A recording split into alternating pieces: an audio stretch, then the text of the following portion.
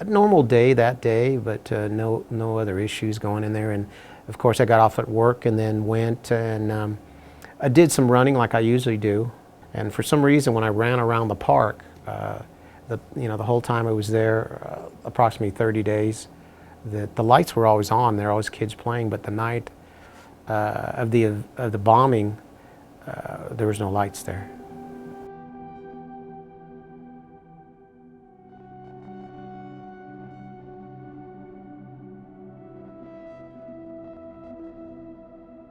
All I remembered was I woke up in the hospital, and then they had were patching me up and taking good care of me. That's all I remembered. I mean, it happened so fast.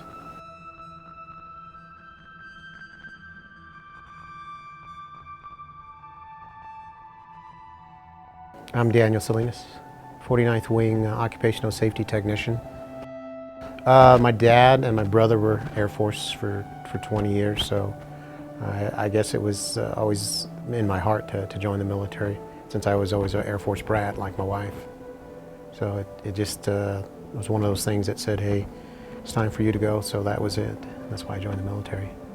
I had so many jobs. I started off I was a vehicle operator, and then I cross-trained into the safety career field, which included grounds, weapons, and flight. And then I was a general's aide, special duty, and then I was a flight attendant also.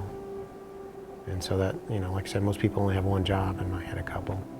And I got offered a position down at Barksdale, Louisiana.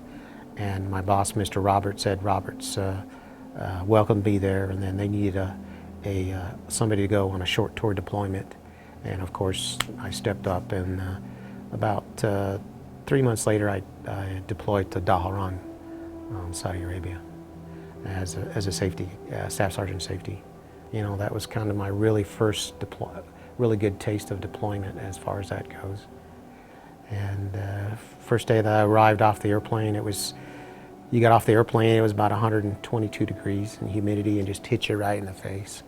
And then just got initiated into the squadron and had a good time there. I used to run every single night in the evenings around the buildings. And in the evenings I could see the park where the kids used to play, and I'd always see the dads and the moms out there with the Saudis, and you'd always see them over there all the time. And all I remembered is I came back in, went upstairs, and then I went up to the balcony, and then was walking into my room on the 3rd floor, and I was writing my kids, and they liked the little yellow tablets. And one of my roommates said, hey, I'll just use this white tablet. And I said, no, my kids like the small yellow one. So I went in, and that's all I remembered. I don't remember anything else. It just happened so fast.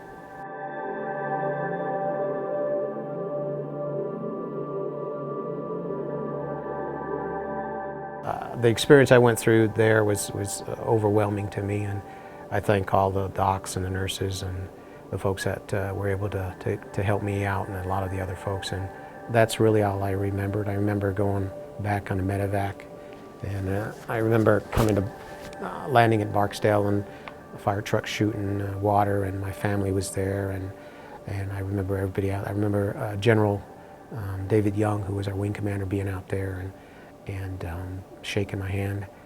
Everybody from the folks out at the fireplace and the ambulances, and then the nurses and pararescue guys that saved me. I thank them to this day. I still have them close to my heart. I do feel lost for the 19 that we did lose out there. I mean, they were brave Americans, and they had families. And to this day, I still don't see how I was able to survive. I always carry my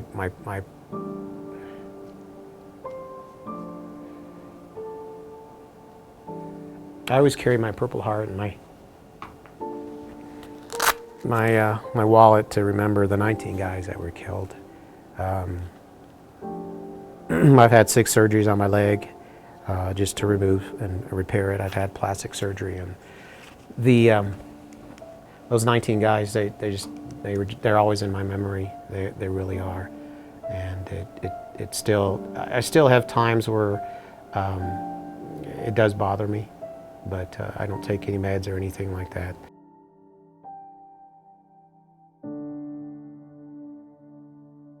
My dad told me that they found him, that, you know, there was like a complete joy, you know, to see that. But then again, I kind of kept quiet to it until I finally had to go into the news media, you know, MSN, and just take a look at what it said.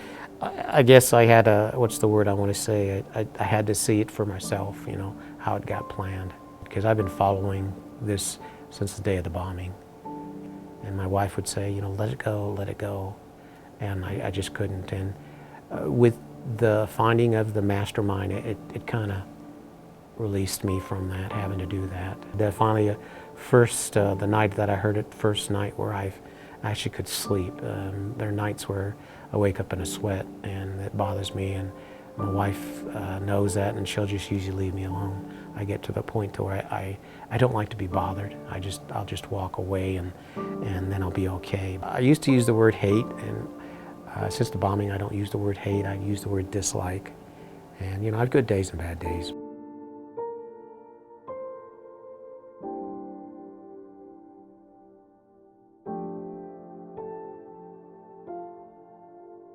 I've run into a lot of people and they call me a hero. I'm not a hero. I'm just a survivor.